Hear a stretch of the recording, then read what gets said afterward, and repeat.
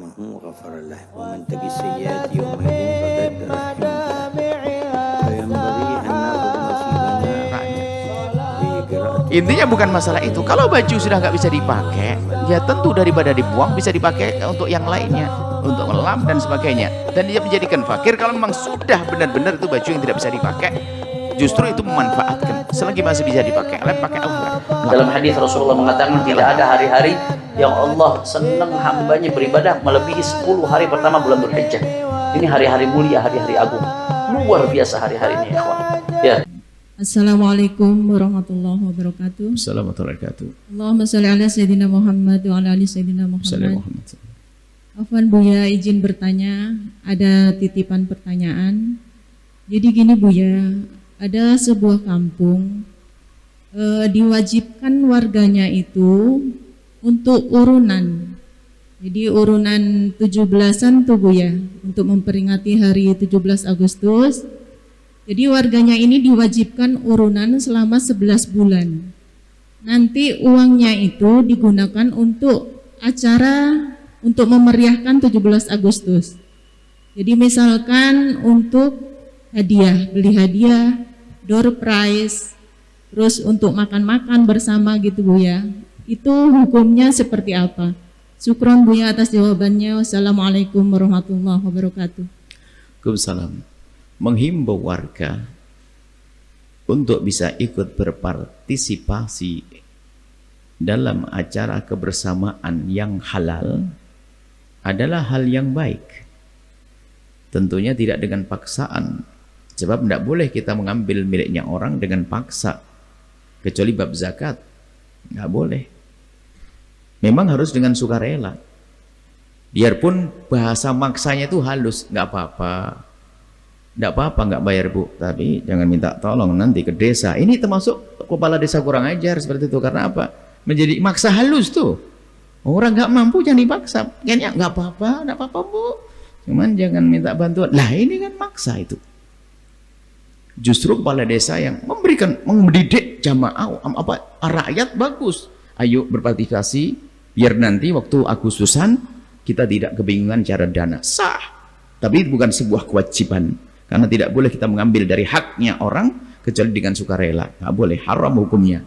Mengambil bukan kewajiban kok. Kewajiban kesepakatan dari kita. Misalnya kita bertiga sudah sepakat. Yuk kita sepakat ngumpulin duit, kita janji. Ya sah-sah saja bersepakat. Tapi kalau kita menjadikan sebuah kewajiban yang diharuskan, kemudian kalau tidak mendapatkan sanksi, tidak boleh. Kemudian yang kedua adalah harus kita pastikan bahwa acaranya nanti adalah uang tersebut digunakan untuk sesuatu yang tidak menjadi sebab Allah murka, ya, hadiah-hadiah yang terhormat, mainan yang terpuji, bukan untuk sesuatu yang diharamkan oleh Allah. Kemudian bertanya, tapi ada kegiatan yang diharamkan, itu bukan karena mereka ingin mengadakan kegiatan yang haramkan, karena apa? Mungkin kurang banyak diskusi ngobrol dengan tokoh ulama dan sebagainya. Maka kami himbau kepala desa yang hebat, bupati yang hebat, gubernur yang hebat, jika ingin membangun maka tanya kepada arsitek. Ingat, itu cerdas namanya. Maka kepala desa yang hebat, gubernur yang hebat, bupati yang hebat, presiden yang hebat, kalau sudah urusan agama tanya kepada ulama, bukan kepada arsitek. Begitu sama kasusnya, itu baru hebat. Bukan sesuai idenya. Permainan ini boleh tanyakan ya ulama, ya Ustadz, boleh enggak permainan di negeri ini kayak begini? Halal atau tidak? Bukan hanya sekedar termasuk menteri yang hebat. Anda di negeri Indonesia Raya, menteri apapun, menteri olahraga, menteri macam-macam banyak, pariwisata dan sebagainya. Anda menteri ahli surga insya Allah. Atau calon yang mendengar suara ini, Anda calon menteri pariwisata, maka Anda harus punya ide cemerlang membuat satu wisata. Bagaimana saya ingin membuat satu wisata orang senang di dunia sampai di surga?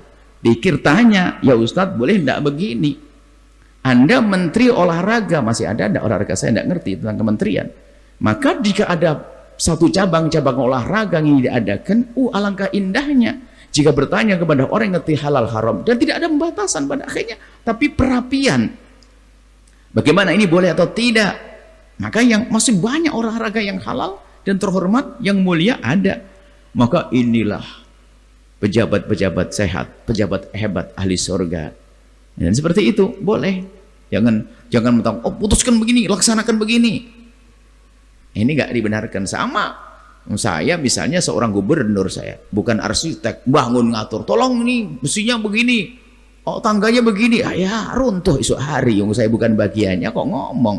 Karena saya seorang gubernur yang tidak ngerti dunia konstruksi, maka saya minta kepada insinyur, ini sarjana sipil yang ini, nah gitu dong. Urusan kesehatan saya punya dokter medis. Fas'alu ala dzikri in kuntum la ta'lamun. Saya di saat jadi ustadz, kalau bicara tentang kesehatan saya ngintip tanya dokter.